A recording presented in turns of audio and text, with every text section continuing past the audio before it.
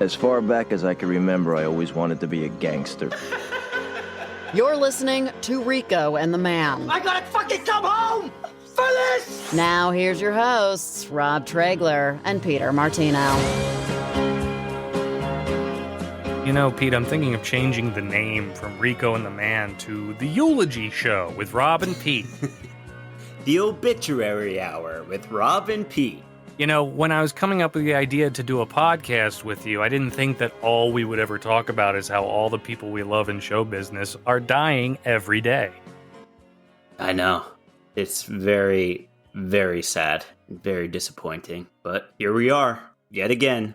Here we are yet again. Ray Liotta, 67? Was it? 67 years old, yeah.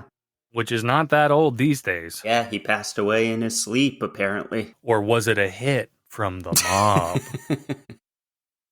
I did hear De Niro was trying to show him some coats for his mother in a back alley. He was never seen again. That was it. Yeah, and he was just like starting to come back in movies. Like he was in The Many Saints of Newark. He was in Marriage Story. He's actually really funny in Marriage Story. Him and Laura Dern are really good in that movie. Dr. Ellie Sattler. Don't change the topic, Pete. Ray Liotta is dead. Sorry. There's no time for Jurassic Park. Come on, man. How dare you? You took my bait there, though, a little bit. I did. I started to fall down the well. But no, you're a big Goodfellas fan, right? That's like one of your favorites of all time.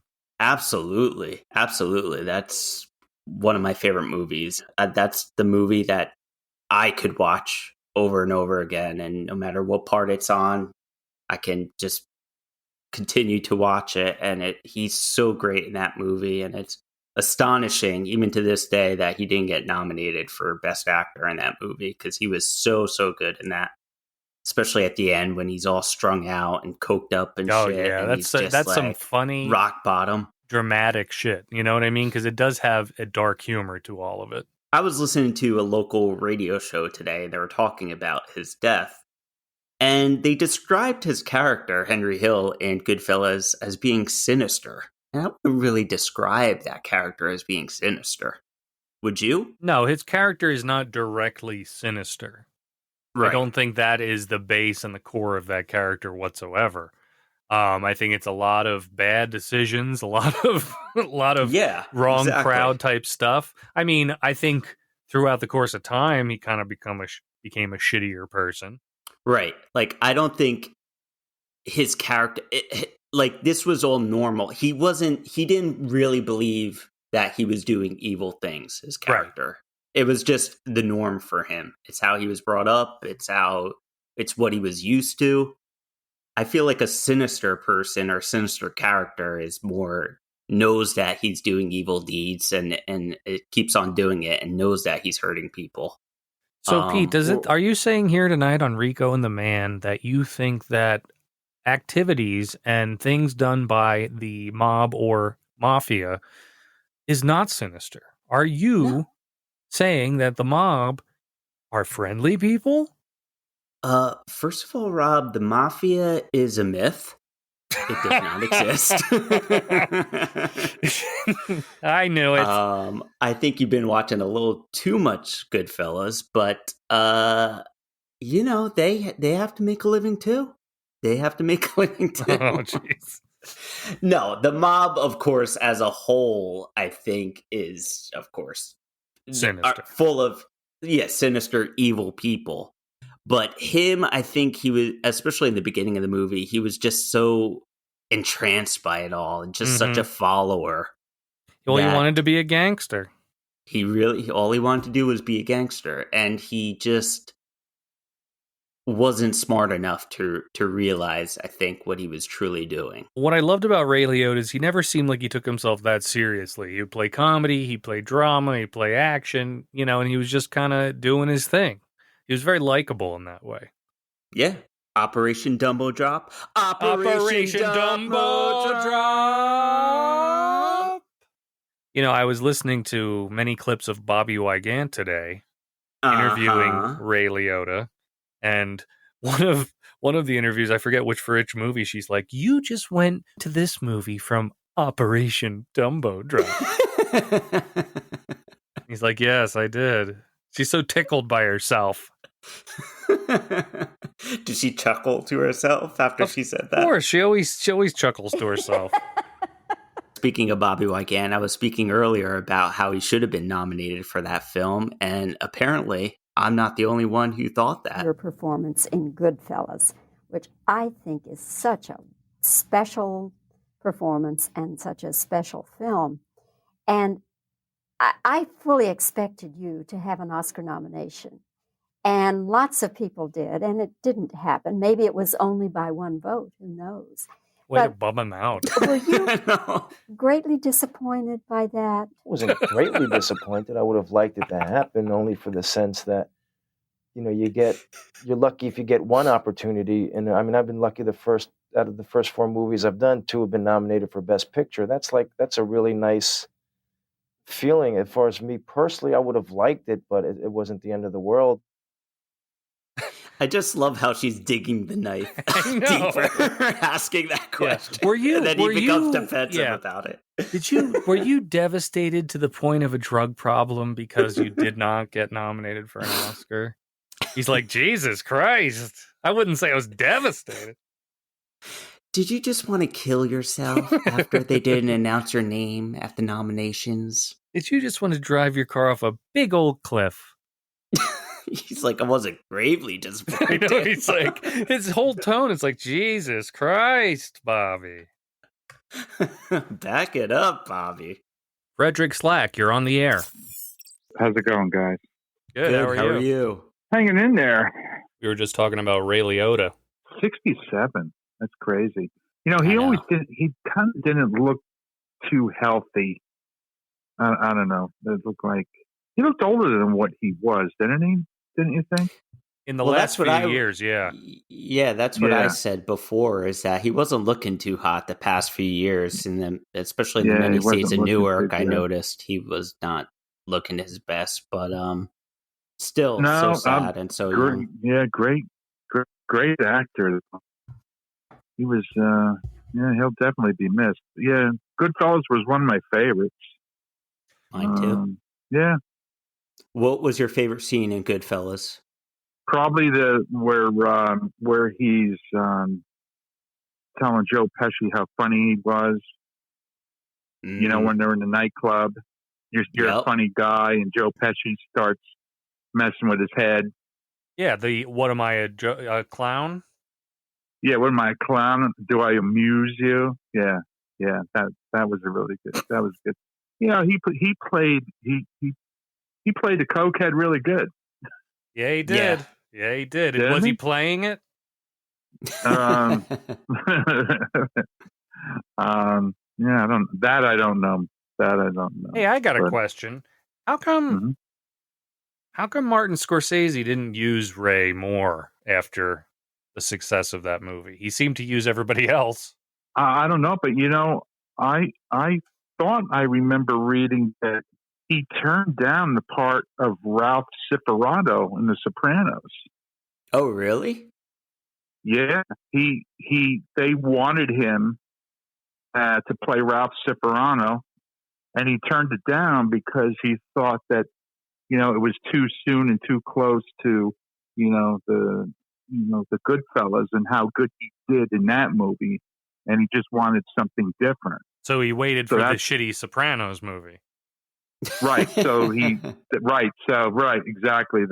Saints of Newark. Was he born in Jersey? Do you know that, Frederick? Yeah, he was born in Newark. He was born in Newark.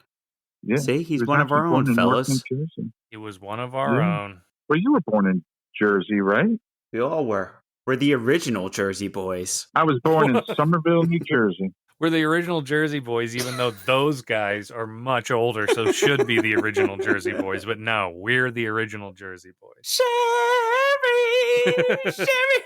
baby. Frederick Slack.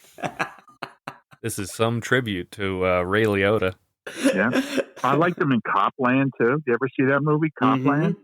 Yeah, that's another ago. Good one he was in. Yeah. He was good in that. And And I don't know if have you ever seen the movie The Identical? No. He played like a Baptist preacher. Seth Green was in it, Ashley Judd, and all the A-listers. Ray Liotta. It's a random cast. Ray Liotta, Seth Green, Ashley Judd, Winona Judd, and Naomi what's his Judd. name? Joe Panalino. Oh yeah, Joey Pants. Pants. He's awesome. Yeah, Who ended up playing Ralph Cifaretto. Yep. We have a friend as an Elvis impersonator. His name is Ryan Pelton. He co-starred in it. This Elvis impersonator that you know was in a movie with him? Yeah, with him. Yeah, and I was texting with him today after because I knew he'd be really upset about it. Yeah, he was really upset. He had nothing but good things to say about him. I've heard that about Ray Liotta. How he took him under his wing because this was his first film. He never did any acting at all or anything. That's awesome. But it was a really good movie. Identical with Ray Liotta. The Identical. The Identical. You heard it here first, folks. Frederick Slack approved. Yeah, in fact, I sent a video of me playing a joke on Ryan at one of his concerts up in Penn's Peak. Another prank? Would you paint a penis on his face? No. So there was about 4,000 people there. He has one part of the concert where he always sings a song and he invites the women to come up and give him a kiss. So I got in line. And you got to see this video. There's this old grandma looking at me as I'm in the line waiting for a kiss. And she's looking at me like, what the fuck is up with this dude, right? and I got up to him and I was just expecting a little kiss on the cheek, but he backfired me and he planted a wet one right on my lips. Oh my Lord. And the whole freaking place erupted. It was really funny. I guess the joke's on you. Yeah, the joke was on me. He turned it on me. Seriously. Well, thanks for the call, Frederick. Pete, I wanted to introduce a new segment to the show. Uh-oh. Yes, a segment I'm calling... I'm calling it that! Now, there's a lot of things I see on my phone. I spend the first hour of the day just scrolling through the news, basically. Mm-hmm. And for some reason on the iPhone, the news isn't news. I'm calling it that! It's all like Megan Fox does this, Machine Gully takes a dump. Machine Gully kills a seagull. Right. Machine Gully, our next guest. I'm calling it that! Yeah, I get what you're saying, though. It's like Paris Hilton wants to stop world hunger. I'm calling it that! Yes. It's all stuff that is completely mindless and stupid and doesn't affect my life at all except for the hour I lost looking at it. But the things that really grind my gears, Pete, is when I see a news thing that says, oh, Gal Gadot in new nude topless photo shoot. And then I open it up and her boobs are covered. So I'm calling it that! It's not nude. It's not nude. I'm calling it that! It's not topless. I'm calling it that! Really angry about this. It's not worth my time. Stop teasing me. I'm calling it that! Another thing that I really don't like is when they say first official look at Thor Love and Thunder poster and it's done by some fan on Instagram. I'm calling it that! Yeah. There's nothing official about any of it. I'm calling it that! You know what I mean? Yeah. Like there's nothing, like it's like some kid who's really good at painting or drawing or Photoshop made a Thor poster. Don't call it the first official look. I'm calling it that! I agree. Yes, and the other thing is all these, you need to watch this movie on Netflix before it leaves. You need to watch the best sci-fi thriller before it leaves. You need to watch this and the best TV shows to stream in June. I'm calling it that! How do you know they're the best TV shows to stream in June? June hasn't happened yet. I'm calling it that! You know what what also kind of gets me is when you see usually it's an older actor's name pop up, and it's like it shows their age in their headline, and like you think they're dead, and you think they're dead, but it's real. It's really see Linda Carter at age 73, but what you're actually seeing in your mind is Linda Carter dies at 73. Right? I'm calling it that. Like when you see someone trending on Twitter, their name, it's like Kirk Douglas. I'm calling it that. Well, he's dead, but you know what I mean. Yeah. Chevy Chase was trending the other day on Twitter, and I thought he died. I'm calling it that. The only other thing, this is just a personal thing that I hate. I'm tired of people calling pizza za. I'm calling it that. Oh, yeah, I never was into that either. And they claim it's an East Coast thing. I'm calling it that. Yeah, I heard one person say that, and I was confused. I was like, I got what? douche chills when I heard that from someone. I was like, oh, you want to stop by and get some za? I'm calling it that. Yeah, that's annoying. I agree, too. And that concludes my segment called... I'm calling it that. So you hated Doctor Strange. You hate when people call pizza za. I didn't say I hate it. I'm calling it that. No, I agree, though. Everything that you said, I agree with 100%. Did you hear Patti Lupone going off on some anti-masker? Was this a while ago? No, this was recent. Why is she always going off on people in the audience? There's like 8 videos online of her yelling at people in the audience. And it sounded like the other video of her going off. Like she says, "Who do you think you are?" And she said the same thing in their previous video. Put your mask over your nose. That's why you're in the theater. That is the rule. If you don't want to follow the rule, get the fuck out! Whoa! Who do you think you are if you do not respect the people that are sitting around you? You pay my salary. Bullshit. Chris Harper pays my salary. Excuse me. Who do you think you are? Who's Chris Harper? If I heard that woman, I would have been like, yeah. Why is he getting dragged into the mud? If I heard that woman, I would have been like, who's Chris Harper? Chris Harper probably shit his pants when this was happening. I know. Wow, she's a real bitch, huh? Yeah, like what transpired to fucking stop the whole show? That is the rule. If you don't want to follow the rule, get the fuck out! Jesus. I think that should be a new drop that you pull. To get the fuck out? And every time... If you don't want to follow the rule, get the fuck out! Yep. And every time Paul says something that angers us, you just play that. If you don't want to follow the rule, get the fuck out! Not even the follow the rule part. Just get the fuck out! You pay my salary. Bullshit. Chris Harper pays my salary. Uh-oh. That's right. I do. Just put your mask over your nose. We have work. Okay, enough Patti Lupone, but wow. I mean, I know, listen, you've been around the block. You get annoyed easily. Yeah. But she's the one who's escalating it. So she didn't have her mask on? Is that the whole thing? She didn't have her mask on in the theater. But yeah, the fact that she stopped the whole show, it's just very unfair to, the hundreds of other people that are in that theater. Yeah, exactly. And her fellow actors, too. Like, you really gonna have a blowout with this one woman? And yeah, it's a diva move. That's not for the people. That's a diva move. And the fact that this is not the first time that she did something like that proves even more that it's a diva move. I know.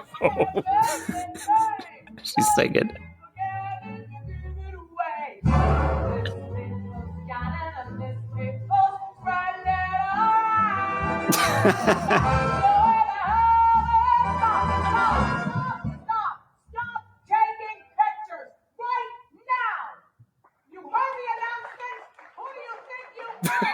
There he is. There you go.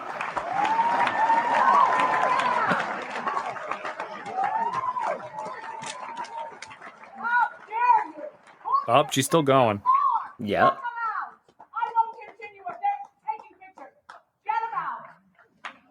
Jesus Christ.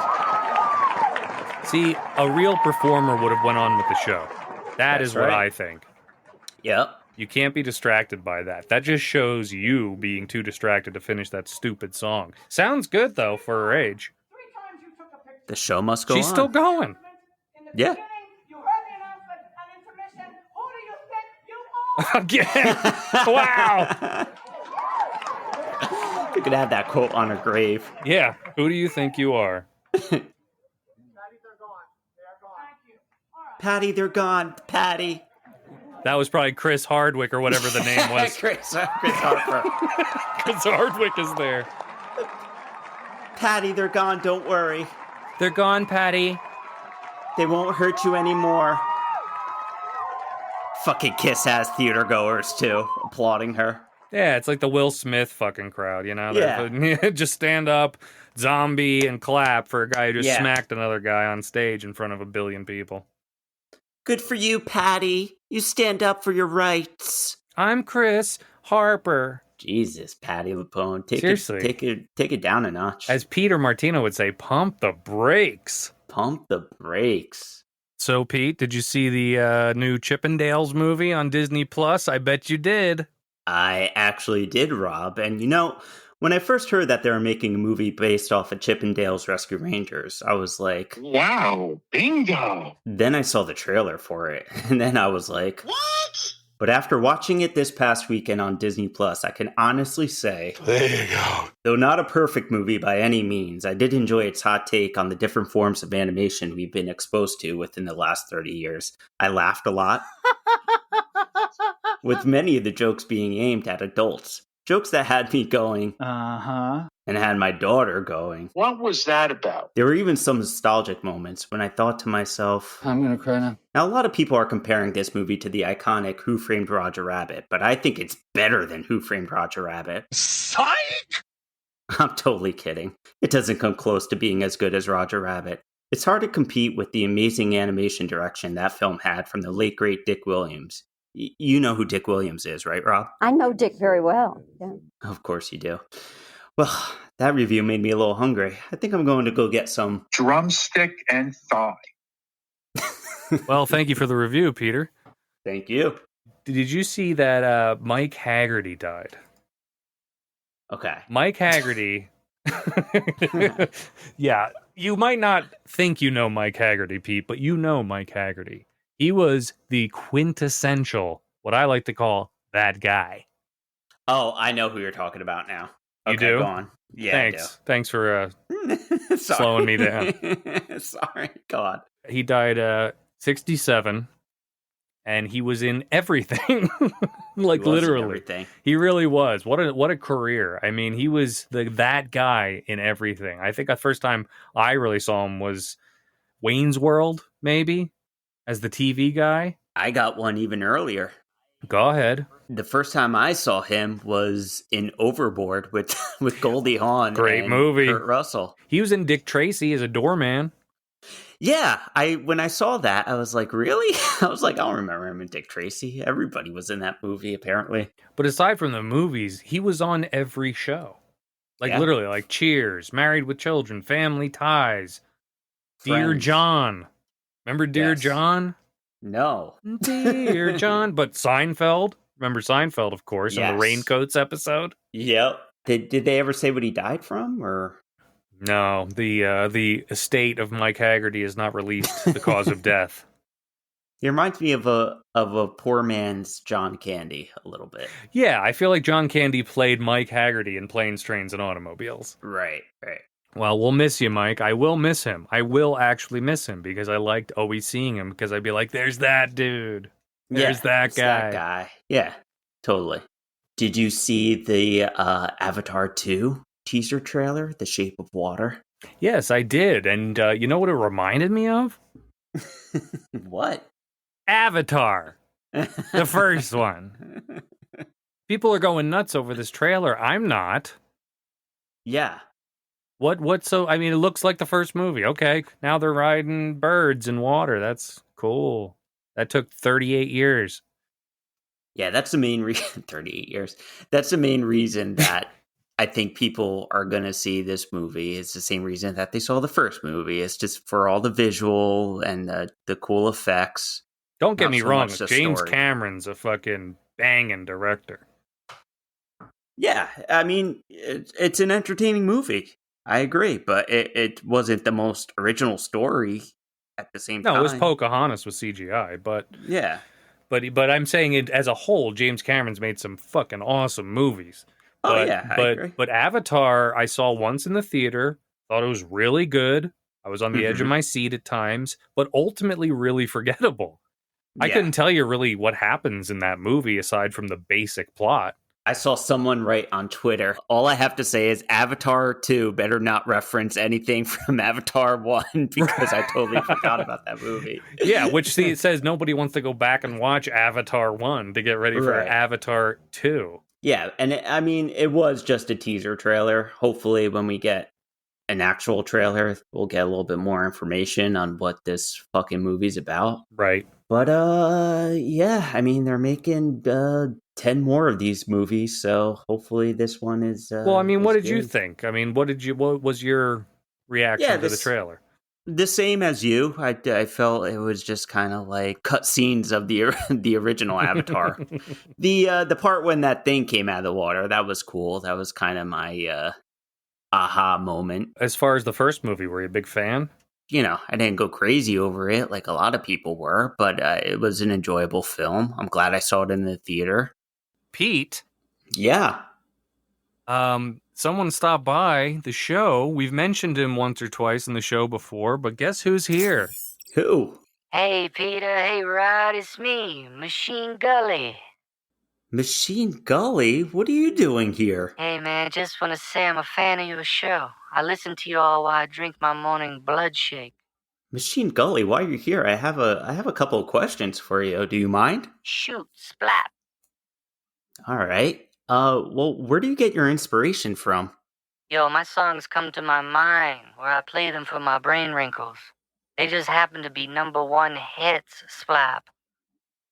Oh, well, that's interesting. When did you know that you wanted to be a musician? Funny you should ask that. When I was a little cabbage patch, I threw up on my mom, and the sound she made sounded like the word gully. And that's when I knew I was going to be a famous musician. Where did the machine come from? Well, I gave my dog a tattoo that says a penny saved is a penny burned. My dog is 32 years old. That's deep. And, you know what they say, a battleship on Earth is like a rocket ship on Mars. Without love, you might as well be a milk dud in the pantry of God. Do they say that? And who's they? My people. My people love me. One time on stage, I read a book and put everyone to bed individually. It was a magical experience. I wish I could have been there. Where are you touring next? We're going to go up, down, over, around, up in Vancouver, Canada. Have you ever been to Canada? Mr. I have Pete? been to Canada, yes, actually, for my bachelor party. Oh, we won't go there. We won't go there, right? We won't go there. We don't go there to your bachelor party in Montreal up in Canada. Absolutely not. Yeah, but we're going to be playing there indefinitely. Indefinitely? You're moving to Canada? We already moved, Splap. All right, I think I have a question for Machine Gully. Who are you currently dating? Because there's a lot of rumors going around about the person that you're dating. All I can say is I drink Tyne Daly's blood and her sweat and her tears. Good Lord. I don't give no blood to nobody but me. I bleed it out and I drink it up. Splap. Oh my God. All right. I'm getting a little grossed out by this. I think we have to say goodbye to Machine Gully. Machine Gully, thanks for stopping by the show. Thank you. Yeah. We'll see you on the flip. Later, Pete and Robbo. I have a game for you, Pete, if you want to play a game. Yes. We haven't played a game in a while. And we're due. Yeah. Easy trivia game. You're a big fan of the Teenage Mutant Ninja Turtles. We talked about that a couple episodes ago. You love the movie. You love the series. I love the Pizza Hut commercial that played in the beginning of the movie that no one remembers. Yes, you were the only one who loved that Pizza Hut commercial. Somehow it resonated with you, and all of us were lost. But yes, I do. Let's play a quick Teenage Mutant Ninja Turtle trivia game. What do you think, Pete? All right. Sounds good. All right, so we'll make them easy and we'll get harder as we go, okay? Okay. So, first question. What is Casey Jones's weapon of choice? Ooh, he has a few. He has baseball bats and he has a hockey stick. So We'll go with the hockey stick. You got that one Yeah. right. Okay, moving on. What is the one ingredient the Turtles, specifically Michelangelo, not like on their pizzas? I'm going to say anchovies. Yep, none of us like anchovies on our pizza. Good No. job, Peter Martino. Thank you. All right, we're going to take it up a notch. Pete, what are Mausers? Mausers were the machine robot things that was created by Baxter Stockman to capture Splinter. Very good, Pete. Woo! Very good. Moving on. Cowabunga. Finally, a game where Pete can get things right. For a change. Yes. So, who does April O'Neil work for? You think you know this, but you could be wrong. Well, what are we going based on? The movie or the animated series? Well, we're going to go with the movie because there's a comic. She did a lot of different things. Let's go with the movie. All right, well, she's a news reporter in the movie. Yep. I thought Easy. you wanted the channel. Okay. No, well, what's the channel? Go ahead. I was going to say Channel 6 News for the movie. That's correct. But in the comics, she was an assistant to Baxter Stockman. Oh, really? Yes. That I didn't know. I thought she was always a reporter. Moving on.